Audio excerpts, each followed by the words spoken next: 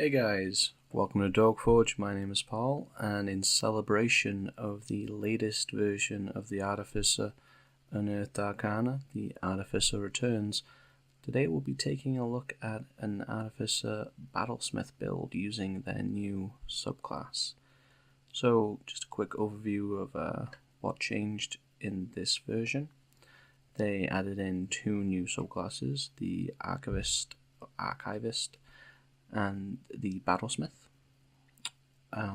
The latter is what we'll be using in this build. They cleared up some language around things like arcane armament, threw in a few new infusions. I think that's pretty much it. And they added Xanathar's guide spells to the spell list. Still missing Unseen Servant. Would like to see it for this kind of build, nice bit of utility ritual casting, but whatever. Onto the build. So, the Battlesmith is essentially it comes off like a combat medic. They have this construct companion, which can take the form of any four-legged creature, so tiger, panther, puma, bear. And they basically walk around the battlefield helping people out. That's essentially what you take away from it. So for this build, we're going to lean heavily into the battle medic combat healer aesthetic. And we'll be focusing on not just being a source of plentiful healing and keeping our party alive, but also outputting decent to high damage, which this is perfectly capable of. And of course, as the overall chassis is the Artificer, we're going to have some good utility just built in. So, some of the highlights of the build, and this reference document that I'm using can be found in the description, as well as links to the Artificer PDF. So, highlights of the build pretty much include that it's going to be a capable combatant, melee or ranged. That's really personal preference. You might want to use your infusions to give yourself, both options. It's really how you really personally prefer to play. There's a lot of customizability for the attacks. It's a very potent tier 1 and tier 2 healer. The tier 2, so 6 onwards, is where it really comes online.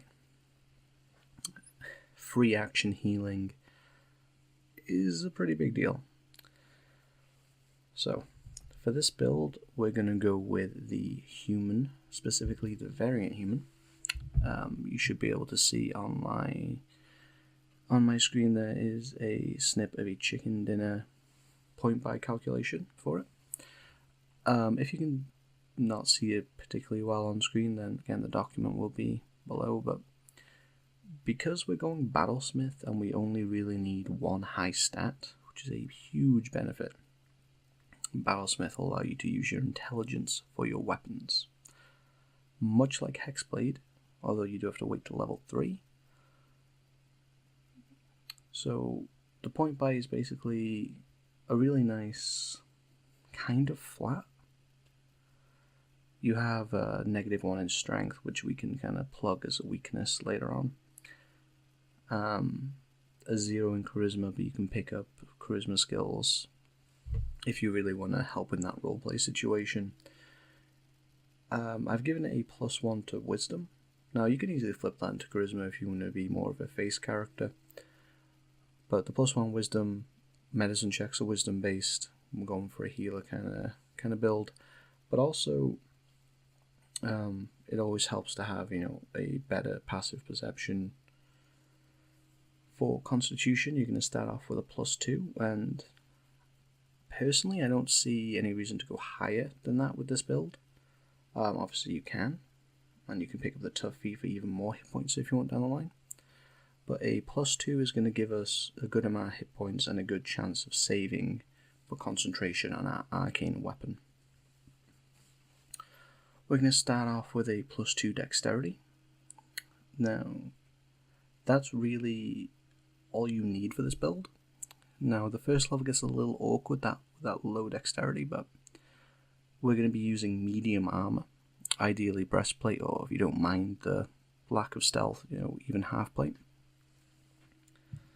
So a +2 is really as high as we need to go. We're going to start with a +3 intelligence. Now, skill-wise from the variant human, pick whatever skill best suits your playing style. Thematically, you could go with the medicine skill. But for the feat, we are going for the healer feat. It's basically let's use an item called a healer's kit, which would normally allow you to stabilize a dying creature without the need for a medicine check. Instead, when you go to stabilize them, they will get back up at 1 HP. And that's as many times as you want, as long as you have uses of those kits. Because they are limited. As long as you have uses left, you can pick people up.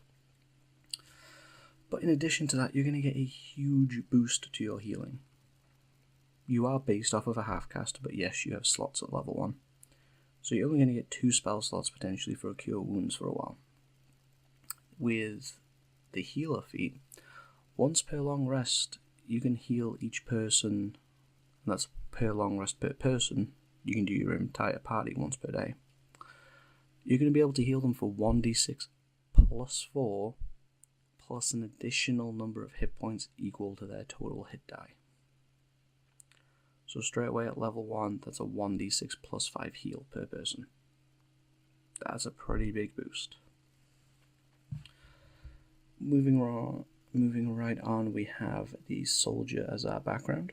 Thematically, this fits really well. It actually has in the soldier background different specialties. And if you go soldier, healer specialty, then it really ties in nicely with our battle medic. Skill-wise, you're going to be able to get athletics, which is really going to be your only weak spot with that -1 strength.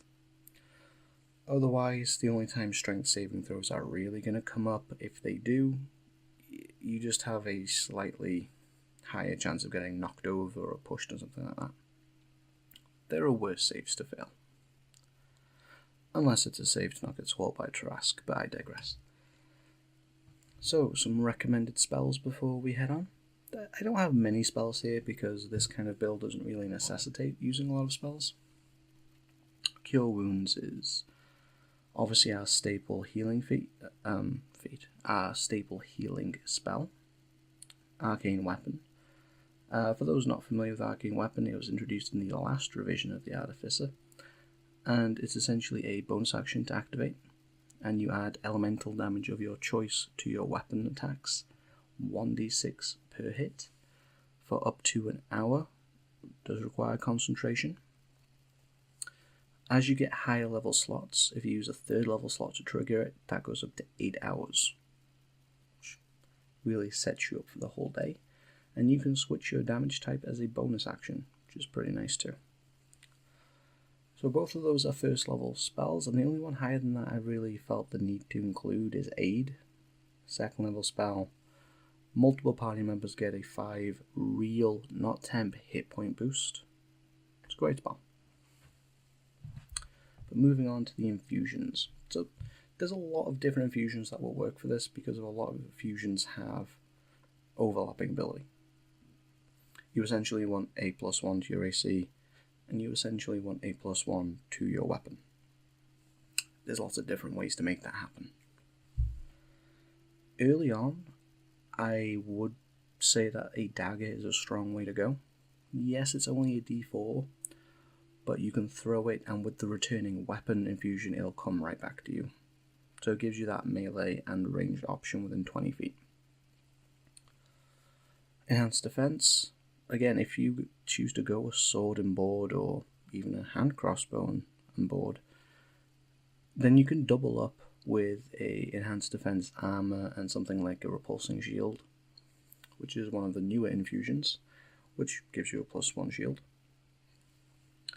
And yes, I did say hand crossbow and board, because one of the new infusions, repeating shot, as it reads, would effectively allow you to use a hand crossbow and a shield at the same time, because you don't need to load the crossbow. the infusion essentially makes ammunition as you shoot, which is a very, very interesting premise for a hand crossbow sharpshooter build. Moving on into a bit of a level breakdown. First level, like I said, it's a little bit awkward. You don't have any infusions, you don't have access to your Battlesmith subclass for the intelligence, so it's going to be, in my opinion, focusing on damage from cantrips, so Firebolt or Acid Splash, whatever cantrip you feel like suits your damage situation best. At level 2 though, I would definitely make the switch to a weapon, because that allows you to take advantage of the +1 to compensate for your dex and use Arcane Weapon for that bonus damage. Now level 3 is where we actually come online with this build. Hopefully you can start at level 3. If not, then the first 2 levels should go by fairly quickly, and it's still a viable build at those levels, especially with the healer feat. So from here on out, you can use your intelligence to drive your weapon attacks, and you're going to get your Iron Defender. It's essentially just a construct companion. You would need to use your bonus action to defend it, to instruct it to do anything but defend itself. Otherwise it will just take the dodge action on its turn. AC of 15, hit points, you can see on screen on the right. 5 times your level in the class, plus your int modifier, plus its constitution modifier. By the time you get to the end of this little level guide, your Iron Defender will actually have 36 hit points, which is not too shabby. So just a quick what you can do with the Iron Defender. Yes, you can have it attack, so get that bit of a damage boost. It has a reaction that can impose disadvantage on attacks within 5 feet of it. So it's got a great little bit of defensive potential. But it can also take the help action. So if you've got that rogue in your party that's struggling to get that sneak attack off, the Iron Defender can basically give advantage. Hopefully you would have a high enough initiative so that you go before the rogue, but if not, you can still bring it online for their next turn. Coming up to level 4, you get that ability score increase, and that's essentially just going to be pumping intelligence.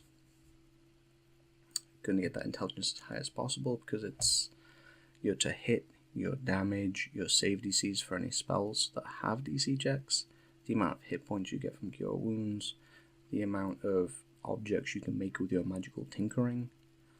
It's really the be-all, end-all stat for this build. And then level 5, we take it up a notch with Arcane Armament. As long as you have a magical weapon, so it doesn't have to be an infused weapon. It can be just a magic weapon you found, but you may as well use your infusions. You essentially get extra attack as long as you have a magic weapon. And that guides us right into level 6 with Arcane Jolt, which is really the pinnacle of this Artificer driven aspect of the build. So Arcane Jolt is going to make your Iron Defender's jaw attack, its bite magical for the purposes of overcoming resistance and immunity. And it's also going to give you a couple of things that are pretty interesting. One of them is essentially like a mini Artificer smite. When you hit an enemy with a magic weapon, or effectively when the Iron Defender bites because its jaw is magical, you can cause the target to take an extra 2d4 force damage. Nice little bit of damage bonus. Or, now this is, in my opinion, the huge thing about the healing potential for this build. When you hit a creature, you can heal somebody else within 30 feet of that creature. 2d4 hit points at range without requiring any action on your part. You just have to hit somebody, and you can do it a number of times per day equal to your intelligence modifier.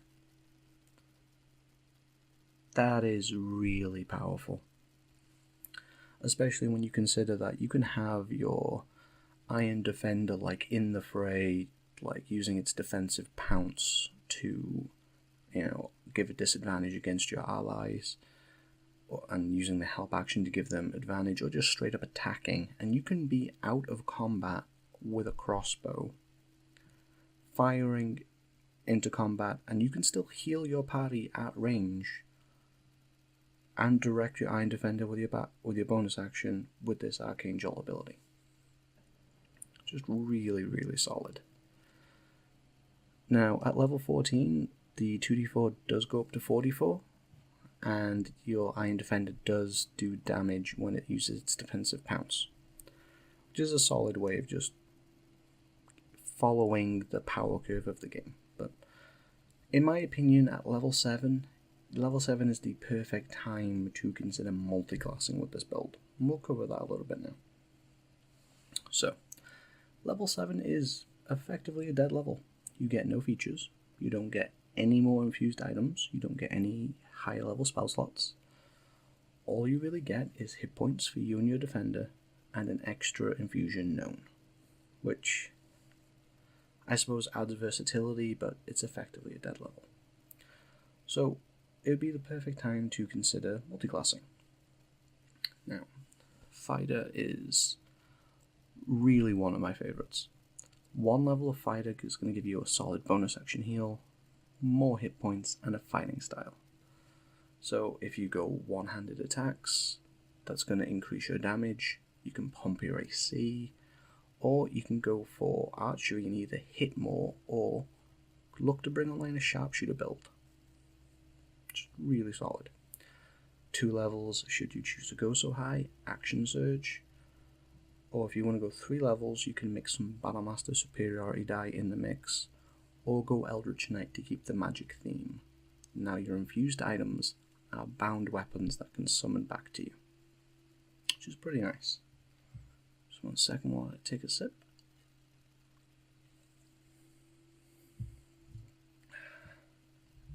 Okay, so our second suggestion is Wizard.